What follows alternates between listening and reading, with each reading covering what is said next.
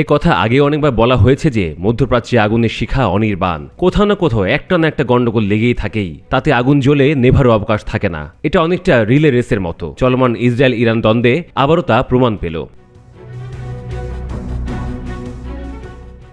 দেশ দুটি একে অপরের দিকে পাল্টাপাল্টি হামলা চালিয়ে যাচ্ছে। এ নিয়ে সপ্তম দিনে গড়ালো ইসরায়েল ইরান সংঘাত। বুধবার রাতেও ইসরায়েলের সেনাবাহিনী ইরানে আরও দফায় দফায় ক্ষেপণাস্ত্র ছুড়ে অব্যাহত রেখেছে বিমান হামলাও। ইরানও নতুন করে কয়েক দফায় ক্ষেপণাস্ত্র ছুড়েছে ইসরায়েলে। দু দেশের সহ বিভিন্ন দেশের সংবাদ মাধ্যম এ তথ্য জানিয়েছে। ইরানের ছোড়া ক্ষেপণাস্ত্রগুলো ইসরায়েলের প্রতিরক্ষা বলয় সফলভাবে ভেদ করে গেছে বলে ইরান দাবি করছে। তবে ইসরায়েলের প্রতিরক্ষা বাহিনী আইডিএফ দাবি করেছে তারা সেগুলোকে প্রতিহত করেছে এবং তারা এও জানিয়েছে ইরানের ক্ষেপণাস্ত্র স্থাপনাগুলোতে ইসরায়েল নিজেদের ক্ষেপণাস্ত্র ছুড়েছে।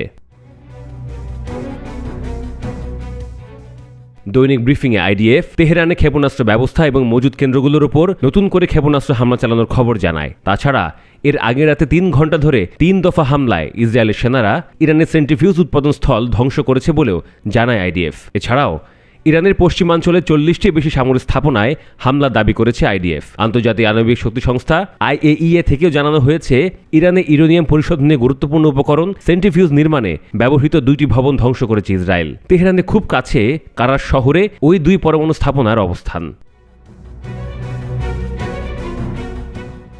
নেতানিয়াহুর প্রশাসনের দাবি ইসরায়েলে এ পর্যন্ত 400-র বেশি ব্যালিস্টিক ক্ষেপণাস্ত্র ও 1000-এর বেশি ড্রোন ছুড়েছে ইরান। বুধবার জাতির উদ্দেশ্যে এক ভিডিও বার্তায় ইরান কখনো আত্মসমর্পণ করবে না বলে সাফ জানান আয়াতুল্লাহ আলী খামেনি। কারো চাপে দেয়া যুদ্ধ তেহরান মানবে না বলেও হুঁশিয়ারি দেন ইরানের সর্বোচ্চ নেতা। ইরানি সংবাদ মাধ্যমগুলোর প্রতিবেদন অনুযায়ী ইসরায়েলি হামলায় ইরানে 585 জন নিহত হয়েছেন, আহত হয়েছেন 1300-র বেশি মানুষ।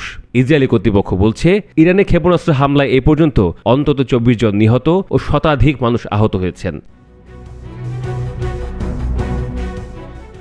ইসরায়েল গত শুক্রবার ইরানের প্রথম হামলা চালানোর পর আজ 7 দিন চলে দুই দেশের মধ্যে পাল্টাপাল্টি হামলা চলছে। দুই দেশের এই সংঘাত নিয়ে গভীর উদ্বেগ প্রকাশ করেছেন জাতিসংঘ মহাসচিব আন্তোনিও গুতেরেস। তিনি বলেছেন সংঘাত বাড়তে থাকলে তা ভয়াবহ পরিণতি ডেকে আনতে পারে। ইসরায়েল ও ইরানের চলমান সংঘাত নতুন মাত্রায় গড়ানোয় গভীরভাবে উদ্বিগ্ন বলে জানান গুতেরেস। তিনি বলেন সামরিক হস্তক্ষেপের মাত্রা বাড়তে থাকলে তা কেবল মধ্যপ্রাচ্য অঞ্চলের জন্যই নয়, বরং গোটা বিশ্বের শান্তি ও নিরাপত্তার জন্যই ভয়াবহ পরিণতি ডেকে আনবে।